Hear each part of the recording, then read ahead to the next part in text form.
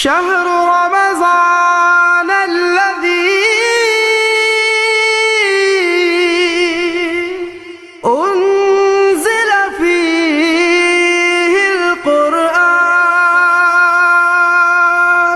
السلام عليكم ورحمة الله وبركاته. الحمد لله الذي علم بالقلم علم الإنسان ما لم يعلم. أشهد أن لا إله إلا الله وحده لا شريك له وأشهد أن محمدا عبده ورسوله لا نبي بعده. رضيت بالله ربا وبالإسلام دينا وبمحمد النبي ورسولا. اللهم إني أسألك رزقا طيبا وعلما نافعا وعملا متقبلا. Bapak-bapak, ibu para jamaah salat isya dan salat qiyam Ramadan atau tarawih Masjid Mujahidin yang dirahmati oleh Allah, mari kita bersama-sama tidak henti-hentinya untuk senantiasa berucap-ucap syukur kehadirat Allah Subhanahu wa taala.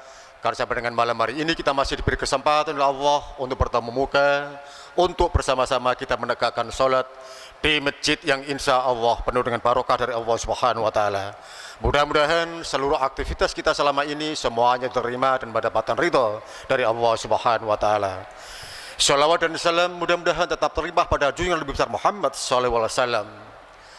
Dan di kesempatan yang sangat berbahagia ini kita hanya berharap kepada Allah, mudah-mudahan seluruh dosa dan kekhilafan kita, dosa dan kekhilafan kedua orang tua kita di bulan Ramadan yang penuh dengan maghfirah ini, dosa-dosa tersebut diampuni oleh Allah Subhanahu wa taala.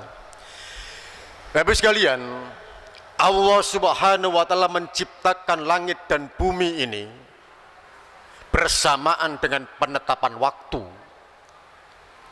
Setahun itu ada 12 bulan. Dan Allah Subhanahu wa taala memilih 4 bulan yang disucikan. Hal ini diabadikan dalam Al-Quran surat At-Taubah ayat yang ke-36. Allah menggunakan redaksi Arba'atul Hurum, 4 bulan yang disucikan. Hadirin, Arba'atul Hurum itu dapat kita ambil keterangan dari Sahih Bukhari, hadis nomor 2958. Yang dimaksud dengan bulan-bulan 4 yang disucikan itu adalah Dzulqa'dah, Dzulhijjah, Muharram, dan Rajab. Ramadan tidak termasuk di dalamnya. Bapak sekalian, hal ini sudah menjadi ketetapan Allah Subhanahu wa taala. Dan keterangan Rasulullah menyebutkan bahwa bulan 4 yang disucikan itu Ramadan tidak termasuk di dalamnya. Tetapi Allah Subhanahu wa taala memilih Ramadan itu dengan segala kemuliaannya. Ramadan dipilih oleh Allah untuk atau sebagai bulan yang penuh dengan keberkahan. Sehingga di dalam Musnad Ahmad hadis nomor 2228 diberitakan dari sahabat Anas bin Malik. Anas bin Malik qala kana an-nabiy sallallahu alaihi wasallam idza dakhala Rajab faqala Allahumma barik lana fi Rajab wa Sya'ban wa barik lana fi Ramadan. Di dalam Sunan At-Tirmidzi redaksinya sama tetapi dengan akhir yang berbeda, wa balighna Ramadan. Hadirin, walaupun hadis ini sebagian ulama menyebutkan hadis yang dhaif, sebab dalam sanadnya itu ada seorang sanad yang bernama Ziyad bin Abdillah, yang semua pakar ahli hadis menyebutkan sebagai orang yang lemah dalam hafalan. Tetapi lemah hafalan itu berbeda dengan pembohong. Oleh karena itu hadis ini matannya merupakan doa Nabi. Ya Allah, berilah kami keberkahan di bulan Rajab dan bulan Sya'ban. Dan berkahi pula kami Allah di bulan suci Ramadan. Di lain riwayat menyebutkan, dan pertemukan kami ya Allah dengan bulan Ramadan, bulan yang sangat dirindukan Rasulullah Muhammad SAW, sebab di dalamnya banyak hal-hal yang sangat diagungkan oleh Allah Subhanahu wa Ta'ala lewat syariat-syariat yang turun di dalamnya. Yang pertama, Ramadan itu bulan yang unik. Umurnya 29 atau 30 hari, yang semuanya itu, semua harinya di dalam itu, semua hari yang ada di dalam Ramadan itu, kita diwajibkan oleh Allah Subhanahu wa Ta'ala berpuasa dengan redaksi perintah kutiba alaikumusiyam. Kutiba itu artinya ditetapkan dengan konotasi hukum pelaksanaan wajib, sehingga kutiba alaikumusiyam biasa diartikan diwajibkan atas kalian berpuasa. Sehingga setiap orang menyebut kata Ramadan, maka pikirannya akan mengatakan puasa. Dua kata yang seakan-akan sinonim. Disebut Ramadan, mesti ingatan kita adalah puasa. Sebab Ramadan itu seluruh harinya diwajibkan kita berpuasa. Tidak ada bulan seperti itu. Ma'asyiral muslimin rahimakumullah. Yang kedua, Allah mensyariatkan sholat khusus di dalam Ramadan itu. Sholat itu diikat dengan nama bulan Ramadan. Sholat itu dikenal dengan Qiyamul Ramadan. Maaf Bapak Ibu sekalian, jangan terjadi kesalahpahaman. Di zaman Rasul tidak ada istilah tarawih. Tarawih itu bahasa fikih. Jadi kalau kita membuka Kutubut Tis'ah, 9 kitab hadis, tidak pernah kita jumpai kalimat tarawih. Yang ada adalah Qiyamul Ramadan, sholat khusus yang diikat namanya dengan nama Ramadan, yang kita kenal sebagai sekarang sholat tarawih. Dan bahasa itu memang berkembang. Yang ketiga, Ma'asyiral muslimin rahimakumullah, Ramadan ternyata dipilih oleh Allah Subhanahu wa Ta'ala untuk diturunkannya wahyu yang agung, kitab suci yang mulia. Syahrul Ramadan alladzi unzila fihil Qur'an hudal linnas wa bayyinatin minal huda wal furqan. Bapak sekalian, tidak ada istilah kebetulan. Jika Allah kemudian menurunkan Al-Quran dalam Ramadan, itu bukan kebetulan. Dan ini membuktikan bahwa Ramadan itu dipilih oleh Allah sebagai bulan yang agung, bulan yang melebihi kemuliaan Arba'atul Hurum. Sebab tidak ada kitab, tidak ada kalimat yang agung melebihi keagungan Al-Quranul Karim. Bapak sekalian, apa sekarang hubungan Ramadan dengan pemaaf? Apa hubungan asyam dengan pemaaf? Ma'asyiral muslimin rahimakumullah, Allah Subhanahu wa Ta'ala tegas menyebutkan, ya ayyuhalladzina amanu kutiba alaikumusiyam kama kutiba alal ladzina min qablikum la'allakum tattaqun. Tujuan final dari perintah kita untuk berpuasa itu adalah agar kita punya karakter muttaqin, sebagai hamba yang bertakwa kepada Allah. Apa tanda-tanda takwa itu? Ma'asyiral muslimin rahimakumullah, ternyata takwa itu dapat kita ambil suatu pelajaran, tanda-tandanya termaktub di dalam Al-Quran surat Ali Imran.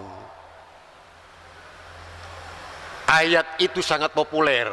Wasari'u ila maghfiratin min rabbikum wa jannatin 'ardhas samawati wal ard uiddat lil muttaqin. Dan bersegeralah kalian menuju ampunan Allah, maghfirah dari Tuhanmu,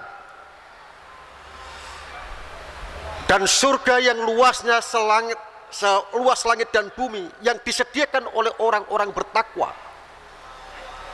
Adapun bertakwa itu adalah alladzina yunfikun alladzina yunfikuna fis sarra'i wad dharra wal kadhimina al ghaidh wal 'afi 'anil nas wallahu yuhibbul muhsinin. Orang-orang yang menafkahkan hartanya baik di waktu sempit maupun lapang.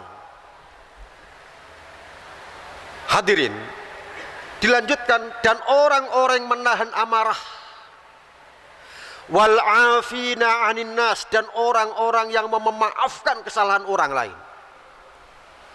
Ternyata tanda-tanda orang bertakwa itu adalah diantaranya mau untuk memaafkan kesalahan orang lain. Hadirin, zaman sekarang ini adalah zaman informasi yang sangat deras. Hampir setiap kita memegang Android yang isinya banyak sekali fitnah yang bertebaran di situ. Berita hoax, menjatuhkan nama baik orang dari pesawat itu. Dan umumnya, ma'asyiral muslimin rahimakumullah, berita kebaikan itu jarang kemudian menjadi fokus perhatian kita. Justru yang kadang-kadang menjadi fokus perhatian kita adalah berita kejelekan seseorang. Padahal berita itu belum tentu kalau benar. Jika kalau benar kejelekan itu diumbar oleh seseorang, itulah ghibah. Jika tidak benar, maka itulah fitnah. Tapi bagi orang-orang yang kena fitnah, bagi mereka yang sebagai korban hoax, dia akan senantiasa berlapang dada dan mau memaafkan kesalahan orang lain. Selama orang yang beriman itu tidak diganggu tentang akidahnya, tidak diganggu tentang martabat agamanya, tidak dihinakan martabat keimanannya. Seperti halnya contoh dari Nabi Muhammad SAW, maka senantiasa orang itu akan memberikan maaf kepada sang bersangkutan. Tetapi jangan coba-coba untuk mengganggu apa yang ia yakini. Jangan coba-coba mengganggu risalah agama Islam yang diyakini oleh umat Islam. Jangan hinakan kitab sucinya. Sebab yang demikian itu kemungkinan kemaafan itu hanya kepada dari Allah Subhanahu wa taala, ampunan itu hanya kepada Allah Subhanahu wa taala yang kita minta. Tetapi kita sebagai orang yang beriman kepada Allah mempunyai ghirah untuk kemudian membela agama yang kita yakini. Ma'asyiral muslimin rahimakumullah, di dalam Sahih Bukhari disebutkan bahwa apabila seseorang itu memaafkan kesalahan orang lain, Bapak sekalian, orang yang meminta maaf dan orang yang mau memberi maaf, maka secara psikologi itu lebih berat yang memberi maaf. Sebab gampang saja orang itu berbuat salah kemudian ujung-ujungnya minta maaf. Tetapi bagi kita yang kemudian pernah disakiti, pernah dizolimi, untuk memberi maaf, itu ujian yang sangat berat bagi kita.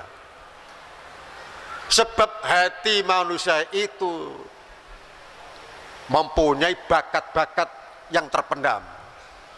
Semua manusia punya bakat-bakat yang terpendam, kecuali Nabi dan Rasul. Bakat itu bisa berupa dendam, bisa berupa sakit hati yang berlarut-larut. Hal-hal seperti ini kemudian orang itu harus memberikan maaf, kemungkinan merupakan suatu ujian yang berat. Tetapi dalam Islam, justru orang yang memberi maaf itulah yang akan diangkat derajatnya oleh Allah Subhanahu wa taala, akan dimuliakan kehidupannya oleh Allah Subhanahu wa taala. Mata qasad sadaqatun minal mal wa ma zadallahu 'abdan bi'afin illa izza. Sedekah itu tidak akan mengurangi harta.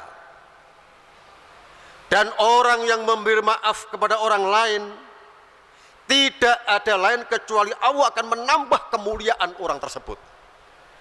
Ini merupakan ujian. Dan orang-orang yang berpuasa itu sudah barang tentu bisa menahan amarah. Dan dia akan dermawan. Di antara bentuk kedermawanan itu adalah memberikan maaf kepada orang yang sudah mau meminta maaf. Oleh karena itu, ma'asyarul muslimin, mudah-mudahan kita yang oleh Allah Subhanahu wa Ta'ala digembleng selama 1 bulan penuh, selama 29 atau 30 hari untuk menjadi orang-orang yang sabar melalui perintah puasa. Mudah-mudahan hal itu terwujud adanya sebagai insan-insan yang muttaqin. Rabbi fir warham wa anta khairur rahimin. Wassalamualaikum warahmatullahi wabarakatuh.